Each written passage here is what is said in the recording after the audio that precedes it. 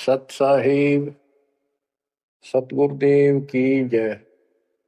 बंदी छोड़ कबीर साहिब जी की जय। बंदी छोड़ गरीबदास जी महाराज जी की जय। स्वामी राम देवानंद जी गुरु महाराज जी की जय हो।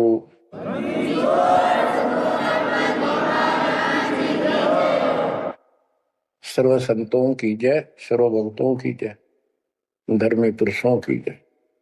श्री काशी धाम की जय, श्री सुडानी धाम की जय, श्री क्रोथा धाम की जय, श्री बरवाड़ा धाम की जय। सत साहिब परमपिता परमात्मा कबीर परमेश्वर जी की असीम श्रद्धा से बच्चों आपको अमर कथा सच्चा ज्ञान सुनने को मिल रहा है। आपकी किस्मत परमात्मा ने अलग लेखनी से लिखी है, अलग आपका अकाउंट है जिस पर काल का कोई अधिकार नहीं है। बच्चों, परमात्मा का एक एक शब्द अपने को सत्य मानना होता है। या तो भक्ति पर लगो मत, भोगो कष्ट। भक्ति पर लग के भी और भक्ति मार्ग में अविश्वास होता है तो वो प्राणी सफल नहीं होता। जैसे दास को पहले शुरुआत में परमात्मा की चाह खूब थी और ये सुना करते थे द्रौपदी का चीर मिट गया, नरसिंह दास भगत की कुंडली भगवान ने ली। तो इस तरह की बातें आत्मा मानती थी, भगवान कुछ भी कर सकता है। पर कोई कह देता था नहीं ऐसा नहीं हुआ करता है, तो वैसे भगवान की आस्था बनाने के लिए कह रखा है ऐसा नहीं हो सकता। तो मन ये भी मान लेता था कि ऐसा ना होगा, पर भगवान तो है। केवल इतना मानकर भक्ति कर रहे थे, दीक्षा भी ले ली थी। और फिर परमात्मा ने ऐसा अजब गजब किया, वो सारी शंका मिटा दी। लोहे की जाली को 1 फुट से ज्यादा बढ़ा दिया और दोनों को बढ़ा दिया, एक को भी। तो बच्चों, विश्वास बहुत जरूरी है। जैसे आपको उदाहरण दिया जाता है सत्संग के माध्यम से। एक गांव के बाहर 2 साधक साधना कर रहे थे। एक 40 साल से बैठा था, आयु 60 के आसपास हो चुकी थी। दूसरा 4 वर्ष से साधना करने लगा था, वो भी घर त्याग कर बाहर आश्रम बना रखा था। तो बच्चों, वैसे तो साधना दोनों की ही शास्त्र विरुद्ध थी। पिछले संस्कार से प्रेरणा इतनी प्रबल हो जाती है कि आत्मा भगवान की तरफ तड़प जाती है, उसको खोज के लिए निकल पड़ती है और जैसा कोई मार्गदर्शन मिलता है उसी अनुसार अपना सारा जीवन कुर्बान कर देती है। उससे उसका कुछ तप बन जाता है और कुछ सिद्धियां आनी शुरू हो जाती हैं। उससे उसका वह बोलबाला हो जाता है। फिर उसकी मृत्यु के बाद वह एक यादगार बना दी जाती है। वो नरभाग आप तो नरक में गया, आने वाले उस गांव की कई पीढ़ियों को भी नरक भेजने का सामान तैयार कर गया। आने वाली पीढ़ियां उसी को मत्था टेक टेक उस कब्र पे, उसकी मूर्ति पे और अपनी मनोकामना पूर्ण करवाती है। होता किसी का कुछ नहीं, पर वह भावना बन जाए, एकाधिका वैसे सूत बैठ जाए, दाव लग जाए स्वाभाविक। जो भक्ति ना करते उनका भी हो जाता, वो तो उसका संस्कार होता था और वो नियमित उसका कर देते थे। हम भी ऐसे ही थे। अब बताना चाहता दास, फिर भी विश्वास बहुत काम करता है।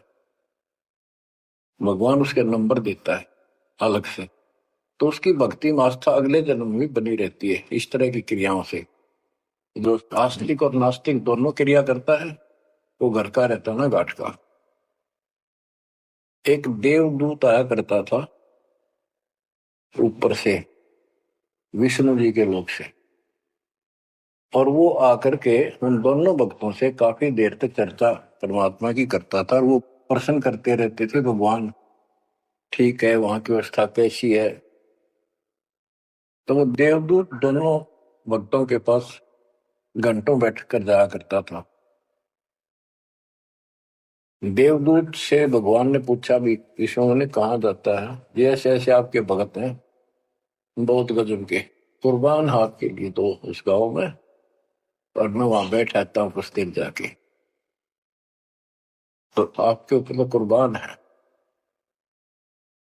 तो विष्णु जी बोले, मैं भगत तो एक है, एक तो वैसे टाइम पास कर रहा है। देवदूत बोला, जी वो होगा जो 40 साल से आपके लिए कुर्बान घर छोड़ के आया। तो भगवान बोले, ना, दूसरा जो 4 साल से बैठा है वो भगत है, उसको मुझ पर विश्वास है और बड़े को विश्वास नहीं है। ये बात उस देवदूत का गले नहीं उतरा, ये तो हो ही नहीं सकता। तो भगवान ने समझ लिया कि देवदूत को विश्वास नहीं मेरी बात पे।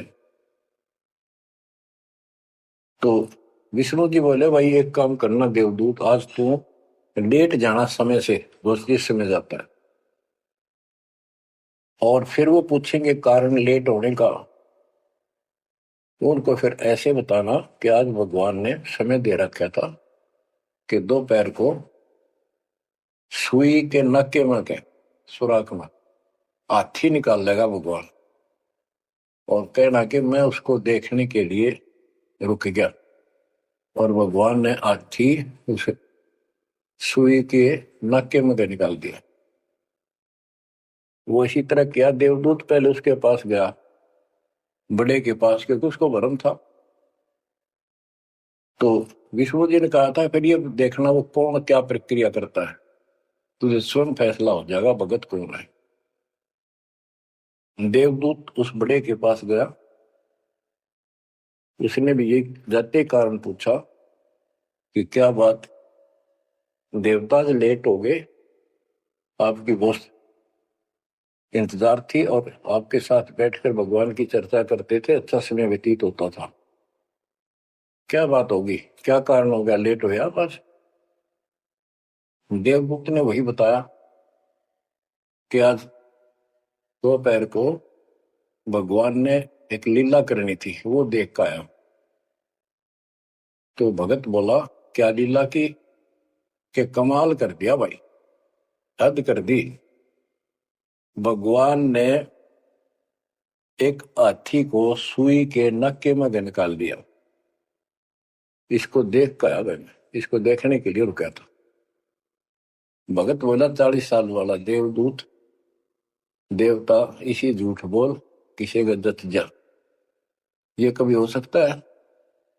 सुई के नक्के में का हाथी निकल जा, क्यों झूठ बोल रहा है, देवता होकर ऐसी बात कर रहा है। तो उस देवदूत के होश उठ गए, उसके सारे अनुभव फेल हो गया। तो भगवान ठीक कह के थे, तो कति डांगर है, जब इसको इतना विश्वास नहीं, भगवान कुछ नहीं कर सकता, तेरे जैसा घसियारा है, फिर भक्ति क्यों कर रहा है। देवदूत उठकर चल पड़ा, फिर वो 4 साल वाले के पास गया, उसने सोचा यूं तो मारा धमका दे मेरे को, गुस्से होएगा, इसको तो ज्ञान ही कुछ नहीं होगा अभी तक। तो उस 4 साल वाले ने भी, भगत ने पूछा, देवदूत तो लेट हो गए, आपके आने की बड़ी इंतजार रहती थी, आज तो सोच लिया था शायद नहीं आएंगे, क्या काम हो गया ऐसा कोई, हमें भी बताओ। देवदूत बोला, भाई क्या बताऊं, झूठ में कह नहीं सकता, और सच्ची की शेखर गला उतरती नहीं। भगत बोला, बताओ तो सही क्या बात है। क्या दोपहर को भगवान ने एक लीला करनी थी, मैं उसको देखने के लिए रुक गया। क्या लीला थी? देवदूत बोला, सुई के नक्के में गए, भगवान ने हाथी निकालना था। भगत बोला, फिर क्या हो गया? क्यों निकाल दिया, कमाल कर दिया। बोला, बस भगवान निकाल दे, सारी पृथ्वी ने, धरती न सुई के नक्के में गए, आप हाथी में आश्चर्य कर रहे हो। तो देवदूत ने सीने से लगा दिया उस बालक को। तो बोला धन्य तेरे माता पिता जिससे जन्म हुआ है। भक्ति कर विश्वास नहीं तो खाक भक्ति है वो। कह कबीर सुनो विसा दो मैं तो हूं विश्वास में। तो अपने परमात्मा की लीला पर अविश्वास नहीं होना चाहिए। और ये धीरे धीरे आपके साथ भी परमात्मा ऐसी लीला करते रहेंगे और कर भी दी होगी। और ना भी हो तो इतने सारे प्रमाण दिए जाते हैं, विश्वास कर लेना। परमात्मा की भक्ति से दूर ना होना। अब बच्चों आपको अजब गजब का ज्ञान दास बता रहा है जो संत गरीबदास जी को परमात्मा से प्राप्त हुआ। और ऐसा निर्णायक ज्ञान है, इसका रिजल्ट इस पूरी कथा का फिर बाद में आपको बहुत अच्छा निष्कर्ष मिलेगा। पार्वती जी शिव की पत्नी और 108 बार मर चुकी थी। 109वें जन्म में भी उसने शिव जी को ही पति बनाया। ये संस्कार था उनका। नारद मुनि ने एक दिन आके पार्वती जी को समझाया कि हे माता, भगवान शंकर जी के पास एक ऐसा मंत्र है जो आपको बता देना, उस नाम के जाप से आप अमर हो जाओगे, अन्यथा आप 108 बार मर चुके हो। और वो भगवान उसके प्रमाण के लिए आपके शरों की खोपड़ी की माला बना रखी है। 108 है गिन दिए। पार्वती जी बोली भाई नारद बिल्कुल सही है, 108 है। मैं पूछती हूँ ये किसके क्या है तो वो टाल मटोल कर जाते हैं। तो हे माता आपका जन्म मरण मिट जाएगा। तो वो बोली भाई ये मेरे बात समझ में नहीं आती कि शिव महाराज जी मेरे से कुछ नहीं छुपाते, और इसने ये कैसे छुपा रखा मंत्र मेरे से बहुत प्यार करते हैं। और बताते हैं तेरी मृत्यु के बाद मैं बहुत रोता था। तो नारद जी ने कहा माता अभी तक आप उनको पति मानती हो, जिस दिन परमात्मा रूप देखोगी और उनको एक गुरु रूप में नम्र भाव से प्रश्न करोगी, कति अति नम्र होकर, तब ये गुप्त मंत्र आपको बताएगा। ये मंत्र शिव जी ने किसी को नहीं दिया आज तक, क्योंकि ऐसा किसी का लक है नहीं, ऐसा भाव किसी का है नहीं। तो आपको वो भाव बनाना पड़ेगा जिससे वो आपको अमर मंत्र दे दे। नारद कह के चला गया। पार्वती को बेचैनी होगी माता जी को। शिव जी जब घर आए और दिनों तो वो दूसरे ढंग से बात करा करती, क्योंकि पत्नी बराबर का हकदार होती है, हिस्सेदार होती है। उस दिन चरणों में लेट गई, दंडोत प्रणाम किया और चरण पकड़ के रोने लगी और कहने लगी हे भगवान मुझसे ऐसी कौन सी गलती बन गई कि आपने मेरे से वो अनमोल मंत्र छुपा रखा है। हे भगवान मैं 108 बार मरी, क्या आप दुखी नहीं हुए होगे? मुझे वो नाम बता दे जिससे मेरा जन्म मरण मिट जाए। अब शिव जी उसके मुंह की तरफ देख रहा है, पार्वती की सारी आओ भाव को समझ रहा है। कहने लगा पार्वती आज तेरे को कौन सा भगवान आत्मा मिल गया जिसने तेरी बुद्धि बदल दी। ये तेरी बुद्धि का ज्ञान नहीं है, तेरे को तो मैं जानता हूं, ये बात तेरे मन में भी नहीं आती थी। मैंने कोशिश भी की भक्ति किया करो, आप कह देती थी आप भगवान हो, मुझे क्या जरूरत है, मैं भगवान के साथ हूं, मैं उनकी अर्धांगिनी हूं। तब पार्वती जी ने बताया कि नारद जी आए थे, उन्होंने मुझे ये सब बताया। तो भगवान शंकर बोले पार्वती सुन ले, जितनी बार तू मरी मेरा पागल जैसा हाल हो जाया करता था। एक बार तो राजा दक्ष के यज्ञ में जलकर मरी, तेरे अस्थि पिंजर को उठाए मैं 10,000 वर्ष तक घूमता रहा था कंधे पर रख के, और पार्वती पार्वती करता हूं। तो एक सुदर्शन चक्कर आया, उसने काट के तेरे टुकड़े कर दिए शरीर के। जब मैं ठगा सा रह गया, मेरे हाथ कुछ नहीं बचा, फिर तेरा जन्म हो गया, शादी फिर होगी, वह भूल पड़ी।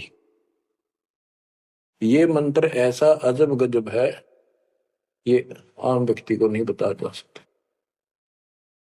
भगवान शंकर जी ने कहा कि अब तेरी आत्मा सच्चे दिल से डिमांड कर रही है, अब मैं तुझे यू नाम दूंगा। गरीबदास जी बताते हैं कि जैसे सीप एक जानवर होता है, शंखला सा जैसे एक शंख होते हैं, इस टाइप के मजबूत शरीर का, और उसको सीप बोलते, सीप।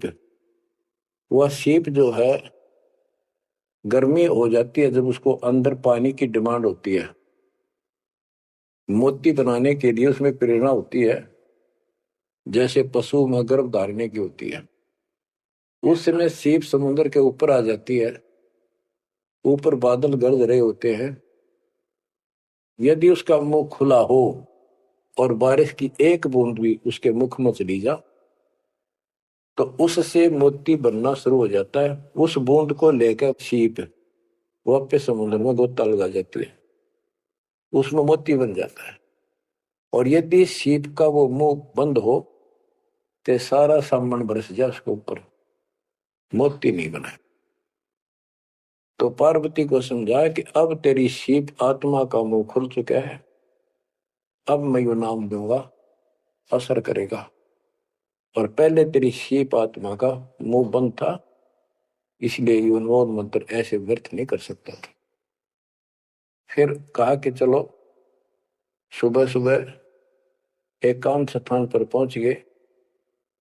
वहां एक सूखा वृक्ष था, पत्ते भी नहीं थे, उसके नीचे बैठ गए। और बच्चों वहां पर दोनों हाथों की ताली बजाई, तो आसपास के पक्षी उड़कर भाज गए, इतना शोर हुआ। और जो अंडे थे वो बच्चे बढ़कर उड़ गए। उसी वृक्ष की खोगड़ में एक खोखले स्थान पर तोते के अंडे थे। वो जो अंडे थे, उस स्वस्थ अंडे तो बच्चे बढ़कर उड़ गए, और एक अंडा अस्वस्थ था, कति खराब हो गया था, गंदा हो गया था, वो वही रह गया।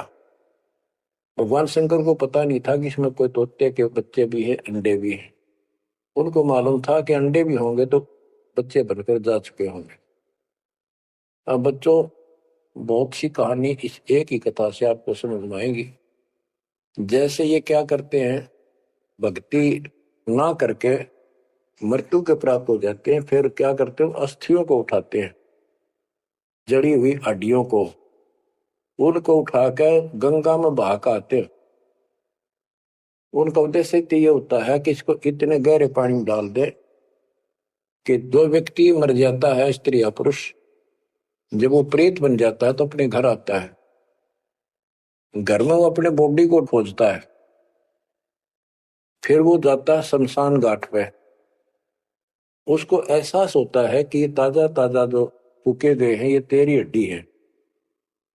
उन हड्डियों को अपनी मान कर उनके चिपक जाता है भूत, और फिर कभी घर और कभी उन हड्डियों के पास वहां चक्कर काटता रहता है और परिवार वालों को तंग करता है। तो इसीलिए उसको उन हड्डियों समेत उठाकर उसने इसी जगह डालते हैं, उसको भेदा नहीं लगता, और वो भटक भटक के चला जाता है। तो बच्चों, अब हमने न तो ये क्रिया करनी, क्योंकि हम भूत बनाए को नहीं, हमारी सच्ची भक्ति है, और उससे कोई समाधान नहीं हो जाता।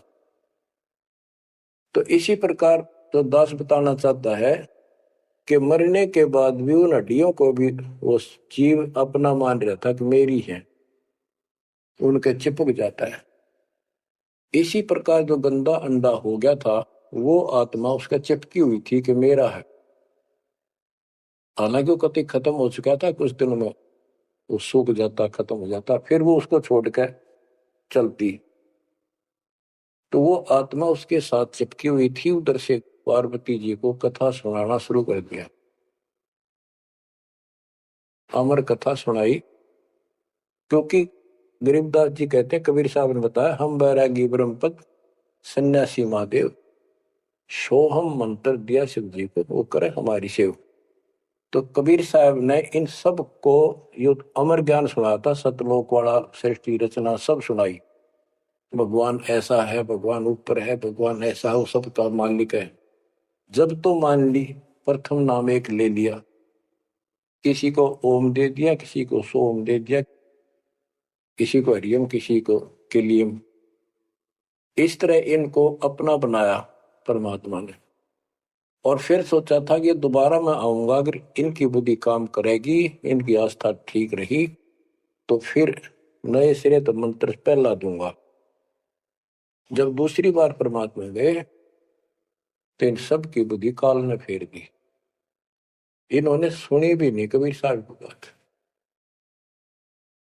तो कबीर साहब वापस आ गए।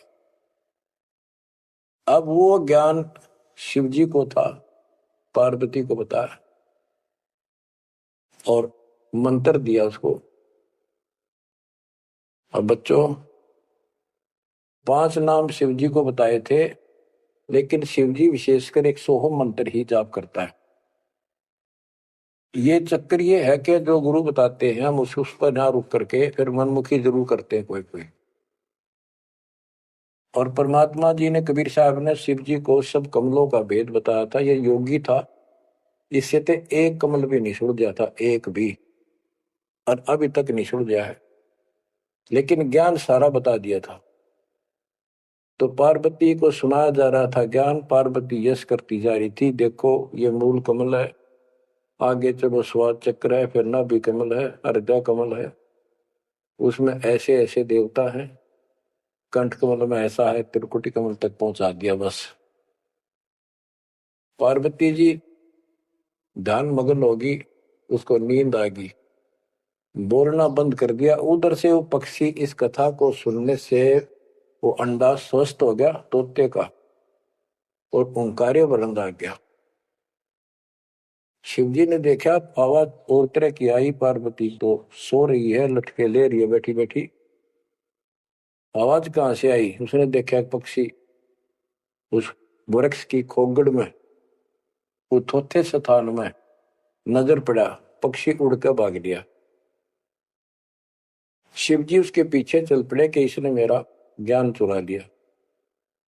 आकाश में उड़ गया, उड़ के पीछे हो लिया। ये तोते वाला जीव परमात्मा की अमर कथा सुनता है, उसमें भी शक्ति सिद्धि आ गई थी।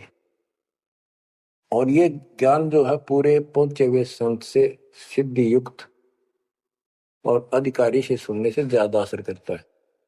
भगवान शिव 3 लोक के प्रधान है, इनमें आध्यात्मिक शक्ति है, वो साथ मिलकर उसकी आध्यात्मिक शक्ति के साथ वो वाणी परमात्मा अमर कथा उसके भी बॉडी में गई, उसमें सिद्धि आ गई। मोक्ष तो बहुत दूर की बातें हैं, ये तो लंबा चैप्टर है, लंबी कहानी है, लेकिन थोड़ा थोड़ा हिंट आपको देना पड़ता है, कहीं कभी कोई मिसगाइड ना करते। सिद्धियों कहते ये अष्ट सिद्धि 9 निधि के भरे पड़े हैं शिव जी, और इनके वचन से भी सिद्धि आ जाती है, किसी को ये कह दे तो। लेकिन उन सिद्धियां ने के चाटा, ये मोक्ष तो ना हुआ है।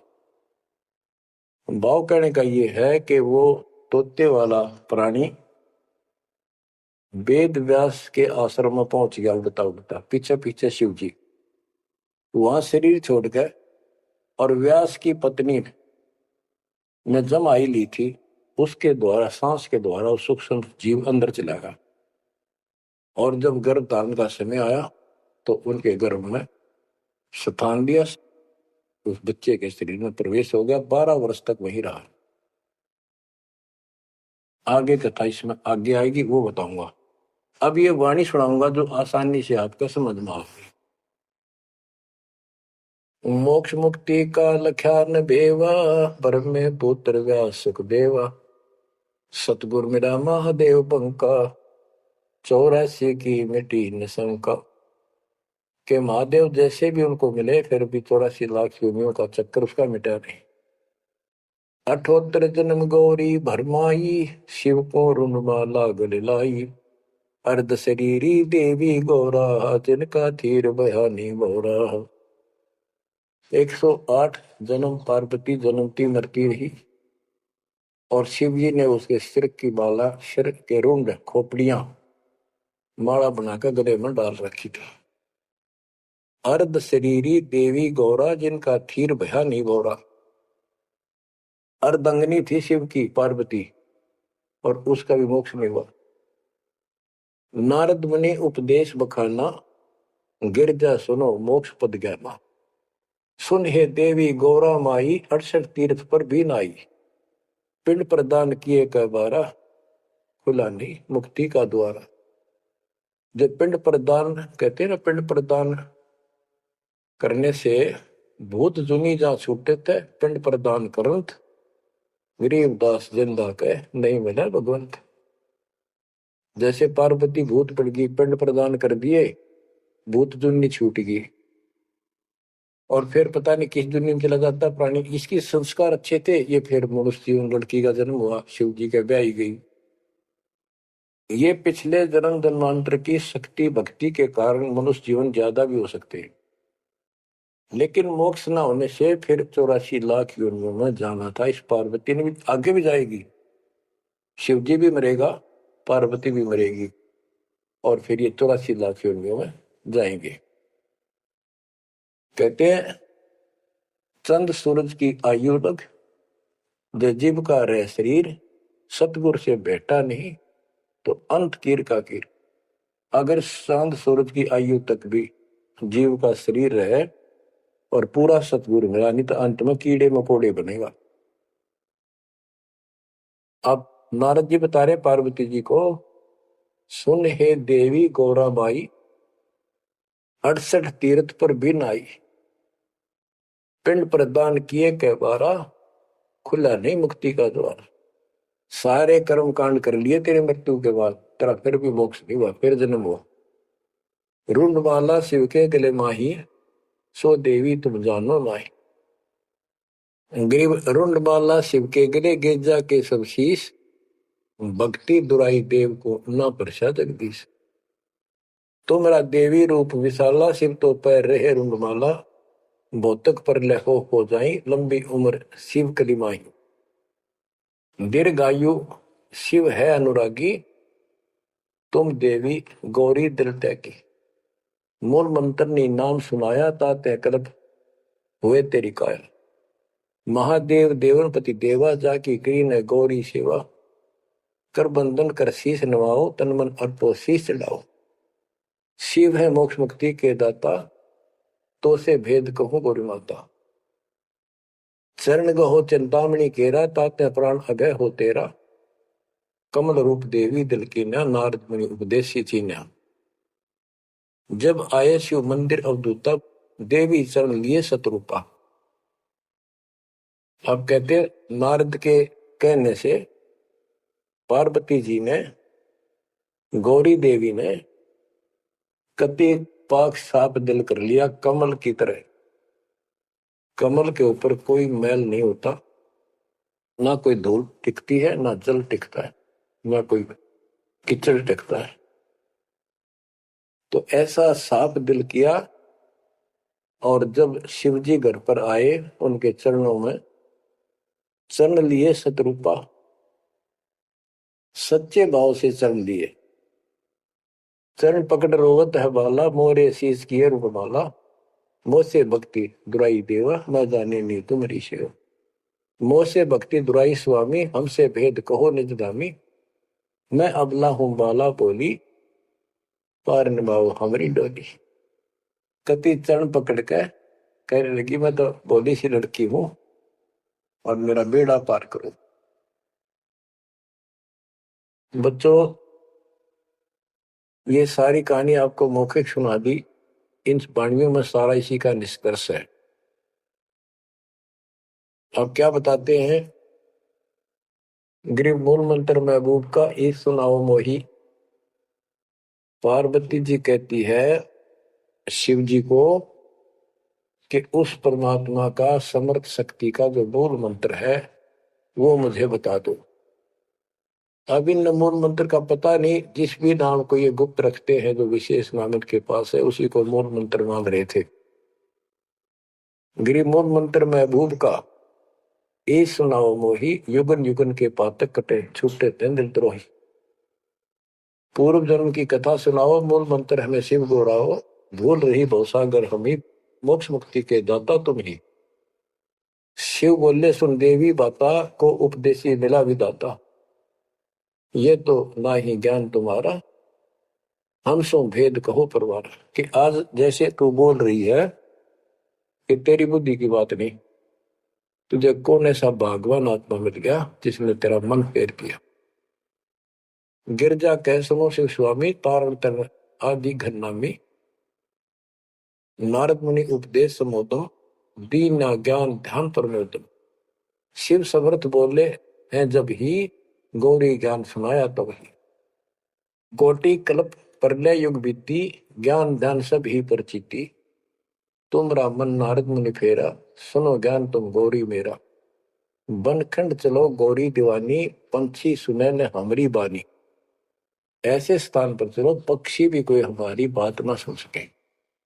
जब शिवकर से लाई तारी, उड़ गए पंछी नर और नारी। जहां एक सूखा तरवर ताक्या, वहां पर एक सूखा वृक्ष देखा, शिव को आसन तहां वहां रखा, उसके नीचे अपना आसन लगा दिया, पार्वती को साथ बैठा दिया। जहां एक गंदा अंडा तिस्माही, तिस जानत समर्थ साई। योग असंख्य कल्प बरमाया, पूर्व जन्म कोई पिछला आया। अब तुम सुनो गौरी मेरा ज्ञाना, आसन मुख कर कोटिसाना। आसन पदम लगाओ गौरा, मेर दंड सुधा कर भोगा। गरीब आसन पदम लगाए कर भंवर चुड़ाओ सुन, अनहद नादू बाजही जहां लगाओ तुम। और क्या बताते हैं कि उस वृक्ष की खोगड़ में गंदा अंडा पड़ा था और उस गंदे अंडे वाले जीव के असंग जन्म 84 लाख योनियों में हो चुके थे। यहां से उसके भाग जागे और तो पक्षी बन के उड़ गए, वो पक्षी बन नहीं पाया, बाद में उड़ा जब उसने सारी कथा उसके ऊपर असर कर गई। जैसे बच्चों बहुत बार बताते हैं, दास आपको बताता है कि ये अमर कथा जो गरीबदास जी की वाणी है या शिव जी वाली अमर कथा से कई हजार लाख गुना ज्यादा शक्तिशाली है, ज्यादा प्रभावी है। अब ये कथा सुनाने का मुझे कोई उद्देश्य नहीं, इसमें से ऐसा निष्कर्ष निकाल लूंगा आप हैरान रह जाओगे। जैसे एक सर्प कांटे का इलाज करता है, अब तो दवाइयां चल गई, पहले गार्डू होते थे, मंत्र बोलकर जहर तार देते थे। जिसको सर्प ने काट लिया वो अचेत हो जाता था, कति बेहोश जैसे मर गया हो, सांस सांस आते थे। और गार्डू क्या करता है, एक मंत्र 5-4 पंक्तियां होती हैं, उसको सिद्ध करता अपने जीवन में 5-4-7-10 साल लगा के, वो वाणी सिद्ध हो जाती है। फिर उसको बोलता रहता उसके ऊपर साथ बैठ के उस सर्प जैसे व्यक्ति पर। उस समय वो सर्प जैसा व्यक्ति अचेत होता है, ना वाणी सुन रहा है ना उसको समझ रहा है इसका अर्थ क्या है। तो कुछ समय के बाद वो उस वाणी के प्रभाव से उस शरीर का विष खत्म हो जाता है और वो व्यक्ति जीवित हो जाता, सचेत हो जाता है। इसी प्रकार बच्चों परमात्मा की अमर कथा जितना जो सक्षम है उसके मुख से सुनी जाती है तो उस सत्र का उसको लाभ अवश्य मिलता है। तो ये गंदा अंडा था, इसके साथ जीव चिपका हुआ था। ये गंदा अंडा ना सुन सका था, ना बोल सके था, ना वो कह क्या रहा है शिव जी वो समझ सका था। और उस वाणी के बोलने से वो अंडा भी स्वस्थ हो गया, उसमें बच्चा भी बन गया, उसका पांख भी जाम आई और वो उड़कर भाग भी गया। इसी प्रकार जो आज मानव के ऊपर रहम हुआ है, गरीबदास महाराज जी की अमरवाणी इससे भी ज्यादा स्ट्रोंग है। और ये अब दास के बुक से चला करेंगी अखंड पाठों में, आसपास के पक्षियों पर भी असर करेगी, आसपास के पशु पक्षी जीव जंतु पेड़ पौधों सब का ऊपर ऐसे असर करेगी जैसे इस पर किया था। और ये सब धीरे धीरे यहां से शरीर छोड़ते जाएंगे और मनुष्य जीवन पाते जाएंगे। ये सीधे फिर आके मालिक के चरणों में आएंगे। बच्चों भक्ति जरूर करेंगे, भक्ति करेंगे तो मालिक कहीं ना कहीं उनको मिलेगा। अब मैं सुखदेव ऋषि की सुनाता हूं, पार्वती का तो दिया। अब एक बात विचार करो कि जहां पार्वती जी को मंत्र मिला, अमर मंत्र मिला, वो नाम मिला भक्ति करने का, यानी वो शिक्षा भई, तो वो स्थान पार्वती के लिए तो अमरनाथ हो सका है। ये जो वहां आजकल जावे है मत्था टेकन देखन दर्शन कर, उनके लिए अमरनाथ नहीं है वो। अब जैसे आपने जिस भी आश्रम नामदान केंद्र पे या कहीं भी दास से दीक्षा ली है, आपका वो स्थान अमरनाथ है। लेकिन उस स्थान से कुछ नहीं लेना देना, मोक्ष नाम से होगा। उस स्थान से मोक्ष नहीं है, वो स्थान तो आपको जिंदगी भर याद रहेगा, मुझे वहां दीक्षा मिली थी, बस इतनी बात है, ये अमर ज्ञान मुझे प्राप्त हुआ था। लेकिन मुक्ति नाम से होगी। और जो बोले आत्मा इतने ऊंचे पहाड़ों पर जाते हैं दर्शन करके आवांगे। अब विचार करो, जैसे दास ने बहुत बार समझाया आपको, ये तीर्थ क्या होते हैं, ये धाम क्या है। जैसे पार्वती को वहां नाम लिया, नाम लेकर अपने घर ना आएगी, अब भक्ति करिए, वहां क्या रखा है। अब जैसे तीर्थ है, वहां किसी ऋषि ने भगत ने कोई तालाब का सहारा तकिया, क्योंकि पहले पानी नहाने धोने का पीने का तालाब ही होते थे, कुएं भी बहुत गहरे होते थे, एक आदमी नहीं खोद सकता। तो वहां बैठकर अपनी भक्ति करता था, जैसे भी उसने डोले डोए, क्योंकि सत साधना तो आपको ही मिली है पूरे विश्व को। तो वो जैसे भी तप किया, कुछ किया उसने, जैसा भक्ति की, उस आधार से वो उस लोक में चला गया। और अब वहां कुछ नहीं। अब जैसे हम किसी का एक हमाम दस्ता ले आते थे और उसमें सामग्री कूटते हवन की और वापस देते थे मांझ धो के।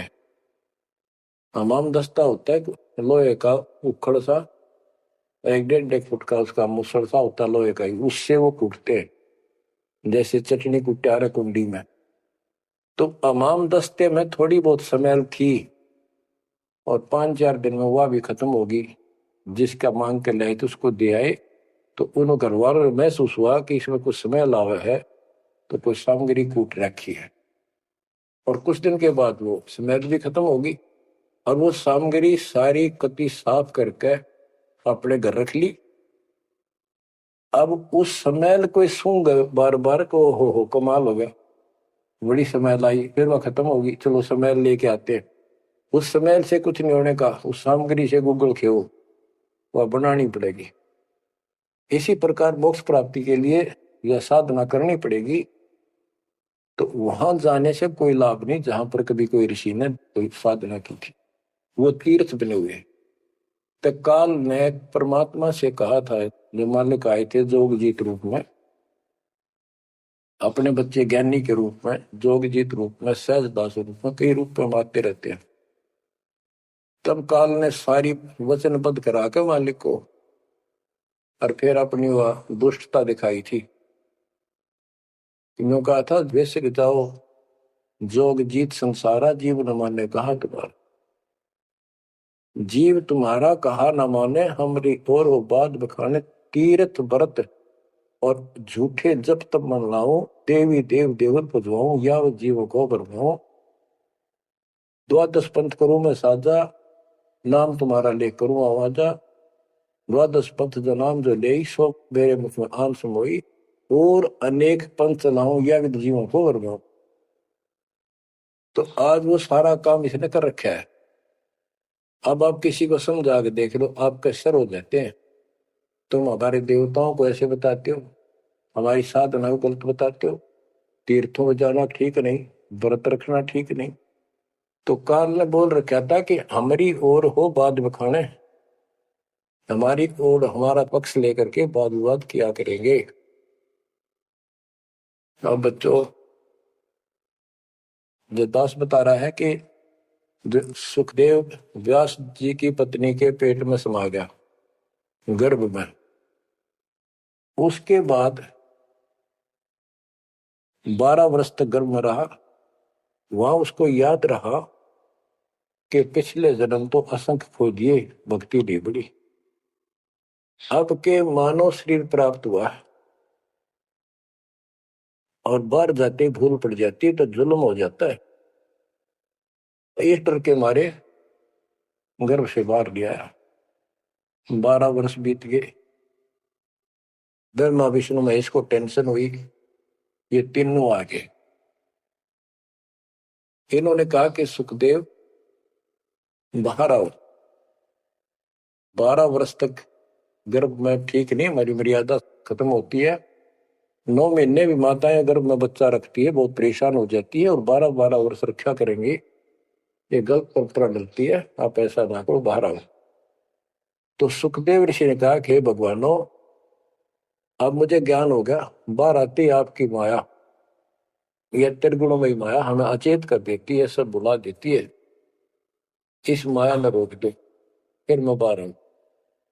इन्होंने कहा भाई ज्यादा हम भी नहीं रोक सकते, ये हमारे से भी बहुत ज्यादा प्रबल है, हमारे बस की बात नहीं है, बस कुछ सेकंड के लिए रोक सकते।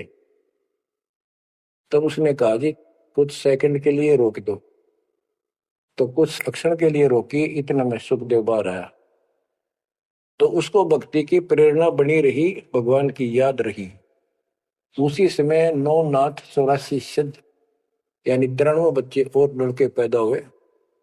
ऐसा इत्तेफाक था, संस्कार था उनका।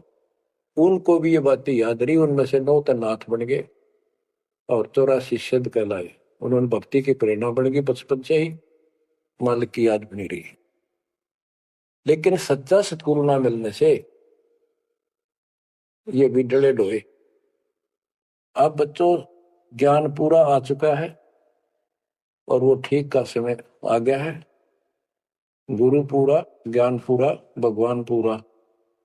तो अब जो ये वाणी चले हैं और दास के मुख से चला करेंगी, ये कत्युत मस्तार देंगी, काल के पता नहीं कितने जुगाड़ को तोड़ेंगी, कितने जीवों का उद्धार बनेगा। मनुष्य का तो कहना ही क्या, डांगर डोर पशु पक्षी कीड़े मकोड़ों को भी सहारा मिलेगा। ये इन पुराणों से कथा है, ये आपके सामने सच्चाई किस तरह है। अब तो सुखदेव ऋषि जब बाहर आया, उड़ के चल पड़ा वहां से। पिता ने कहा बेटा, व्यास जी ने कहा पुत्र एक बार शकल तो दिखा दे। 12 वर्ष इंतजार की, पुत्र होगा पुत्र होगा। तब उसने कहा एक लेवाद एक देवाद उत्तम, कोई किसी का पिता नहीं पूतम। पिताजी पता नहीं कितनी बार तू मेरा पिता बन लिया, पता ना कितनी बार मैं तेरा पिता बन गया। अब मुझे समझ में आ गई है, मैं आपकी तरफ देखूं नहीं, मेरा मोह बन जाएगा। ये छूत की बीमारी है, ये मोह। ये विस्तार से फिर कभी बताएंगे। और ये हम आप लावा जाने का, लेकिन ये उसकी गलती थी। ज्ञान ना होने से इसने इतना ही समझ थी तो वो उस समय गलती कर गया। चलो वो भी इसकी सोच थी। उस आधार से ये वहां से चल पड़ा, पिता पीछे पीछे मोह में दूर तक गया। वहां से आकाश में उठ गया, अंतर ध्यान हो गया, आगे जाकर फिर प्रगट हो गया। अपने और नाल जो बच्चे की नाभि से, माँ की नाभि से चिपकी होती है, वो गेल बाहर आकर टूट गई, टूट कर बाहर आ गई। वो बाद में काटा करते हुए बिना कटवाई कंधे पर घेर कर उठ गया, आगे काटूंगा। अब आकाश में उड़न की सिद्धि उसमें उस मंत्र से आ गई, वो अमर कथा से। अमर कथा में शिव जी ने पूर्ण परमात्मा की महिमा बताई, जो कबीर साहब ने उसको सुना रखी थी। इसमें काफी प्रकरण है, अब इतना समय नहीं जो मैं वो सारी बताऊंगा आपको। कभी परमात्मा ने दया की तो फिर उनको विस्तार से समझाया करेंगे। तो कहने का भाव ये है कि सुखदेव ऋषि को अभिमान हो गया कि मैं बहुत बड़ा सिद्ध पुरुष हूं, आकाश में उड़ जाता हूं। तो बच्चों स्वर्ग में जाने लग गया, और स्वर्ग के देवता ऋषि महर्षि सब उसको उसकी जो है ना पूरी वो करे, सम्मान करें, उसकी आरती तारे कि बड़ा धन भाग है तेरे, बड़ी सिद्धि प्राप्त कर लिए। इन्हें इतना पता सिद्धि आएगा, और जन्म से ही छोटी उम्र में आपको इतना कुछ प्राप्त हो गया, आप तो बड़े पहुंचे हुए हो। तो सब उसकी खूब अच्छी तरह प्यार रखे, महिमा गाओ। एक दिन उसने स्वर्ग में जाने की इच्छा व्यक्त की, विष्णु जी के लोक में। वहां उसको इसलिए नहीं जाने दिया कि उसका गुरु नहीं था। विष्णु जी तक बात कही। विष्णु जी ने पूछा कि हे ऋषि जी, आपने गुरु नहीं बना रखा? अगर नहीं, गुरु की क्या आवश्यकता है महाराज, ये गुरु बना रहे वो नहीं आ पाए और मैं बिना गुरु के आ गया। विष्णु भगवान बोले ठीक है, वो अलग बात है, या वही रह सकता जो पहले गुरु बनाओ। फिर एक बीमारी और अहंकार के मेरे बराबर पृथ्वी पर कोई गुरु नहीं, मैं बाल ब्रह्मचारी, वहां कोई ऐसा संत नहीं, मैं बनाऊं गुरु किसको? विष्णु जी ने कहा कि राजा जनक मेरे परम भक्त है, आप उनसे दीक्षा लो। यूं कह के विष्णु जी चले गए, उसको बाहर निकाल दिया पार्षदों ने। वो स्वर्ग में आए, वहां सारी कथा बताई। फिर अन्य स्वर्ग, कोमर स्वर्ग, फिर ऋषियों के पास आए नीचे, उनको बताया तो सब ने कहा कि सुखदेव बहुत बड़ी गलती कर रखी है, गुरु नहीं बनाएगा, गुरु नहीं बनाएगा तो गधा बनेगा। तो पिछले जन्मों में उसको एकदम वो रील सी चल गई कि मैं कभी गधा बना था एक बार, और अंधा हो गया, स्वामी ने छोड़ दिया कुमार ने, और मैं भटकता भटकता इन नाले में फंस गया। मेरा पुली बना ली लोगों ने, आन जान लगे, मैंने कहा नहीं, भटक के भूखा होकर तो मरा, प्राण निकले। उस भय से उसको चिंता बनी। फिर अपने पिता के पास वापस आता है। व्यास जी देख के बड़े खुश हुए कि बेटा आ गया। सारी बात पूछी तो सारी अपनी समस्या बताई पिताजी के सामने। पिताजी ऐसे ऐसे बात है, भगवान ने कहा कि राजा जनक को गुरु बनाओ। तो व्यास जी, क्योंकि जितने भी महापुरुष हैं वो एक सुर में बोलते हैं, उनको इतना ज्ञान तो है, गुरु बिन बात नहीं बनती। उसने विशेष ज्ञान तो सुना नहीं था, वो बैटरी चार्ज होगी, उसने उड़ा कर रहता, उससे ज्ञान था ही नहीं इसको। तो व्यास जी बोले रे बेटा, मैं तो खुश था, चलो बेटा ना मेरे पास आया, पर यूं चर्चा तो चल रही है व्यास का बेटा इतना पहुंचा हुआ है, अपने गुरु नहीं बना रखे, तो तुम्हें कमाल कर दिया। तो दो कोड़ी का जीव नहीं, कल नहीं ये तेरा प्राण छूट जाएंगे या बैटरी खत्म हो जाएगी और नरक में जाएगा बेटा, गुरु बिन बात पड़ती है। तो आखिर में हार कहने बोला, हे पिताजी, मैं कैसे गुरु बनाऊं राजा जनक को? राजा जनक गृहस्थी भाई, ओए होए, और कैसे शीश निभाऊं जाए। जनक विदेही राजा भाई, कैसे शीश निभाऊं जाई। ओहो। सुखदेव बोले ज्ञान विवेक का, हमने स्त्री का मुख नहीं देखा।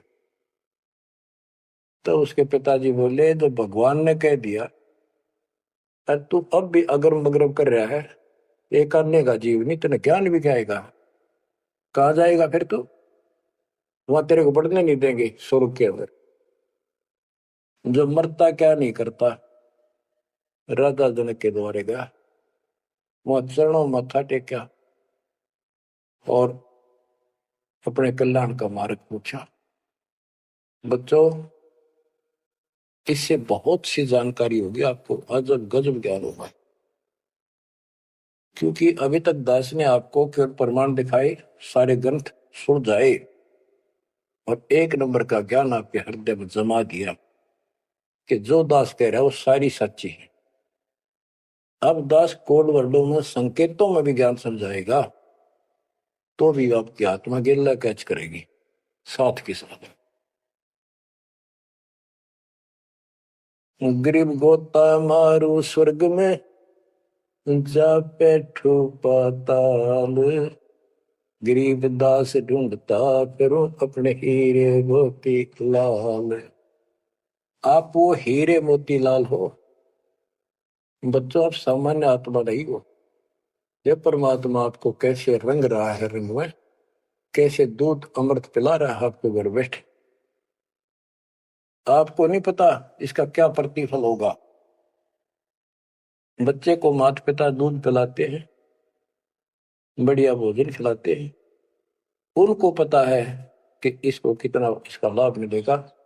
बच्चे को ज्ञान नहीं होता, वो धक्के तो पिलावे, खेलने लग रहा हो, माँ लाओगी बुला के, आजा भाई आजा बेटी, दूध पियावेगी। बस दूध पीता पीता भी इन्होंने सोचा बच्चा अब छोड़ दे, जल्दी ही डांक ठोकूं बाहर खेल का हो। अब वह दूध पिया के फिर छोड़ देती, जा वे खेल है तू। तो बच्चों, ये अमृत दूध है आपकी आत्मा के लिए। अपना काम करो, संसारी काम करो, फिर तो दिन का जो होमवर्क क्लास वर्क है वो भी करो, तो ज्ञान का जो असर है ये व्यर्थ नहीं जाएगा। आपकी आत्मा को इतनी ताकत दे देगा जिसमें भक्ति बिल्कुल सुदृढ़ हो जाएगी, सुरक्षित रहने लग जाएगी। क्योंकि मन में दोष नहीं रहेगा, कोई गलती बनेगी नहीं, तो सब कुछ सुरक्षित रहेगा। आपके मोक्ष के लिए परमात्मा ने कसर नहीं छोड़ रखी, जो भी संभव व्यवस्था है वो सारी कर दी है। बच्चों, तुम भी दया करियो, रहम करियो उस परम पिता पे। और इस दास की उम्र देखो और दास कहाँ है ये देखो, और यहां से आपके लिए क्या कर दिया उस दाता ने। उस मालिक को देखो ध्यान से, और यहां से आपके लिए क्या कर दिया उस दाता ने। उस मालिक को देखो ध्यान से। आप बालक नहीं हो, आपकी आत्मा में समझ आ जाने चाहिए कि ये क्या हो रहा है। कुर्बान हो जाओ, संसार की भूल जाओ बातों को, जो ज्ञान हम देते हैं उसके ऊपर समर्पित हो जाओ। तन मन धन सब अर्पिए, भक्ति मुक्ति के काज, जिनके उनमें बंदगी के इंद्र का राज। बच्चों, इंद्रिय कर्म न लग लगार, जो भजन करे निर्दुंदरे, गरीब दास जग कीर्ति होगी, जब लग सूरज चंद्रे, जब लग सूरज चंद्रे। बच्चों, आने वाली पीढ़ियां आपको भी याद करा करेंगी, जब तक चांद सूरज रहेंगे आपका नाम रहेगा कि हमारे कौन माता पिता, कौन दादा परदादा दादी इसे अमृत ज्ञान को हमारे कुल में लाए थे। आने वाली पीढ़ियों के उद्धार के लिए तुम जिम्मेवार हो, कुर्बान हो जाओ। परमात्मा आपको मोक्ष दे, सदा सुखी रखे। सत साई।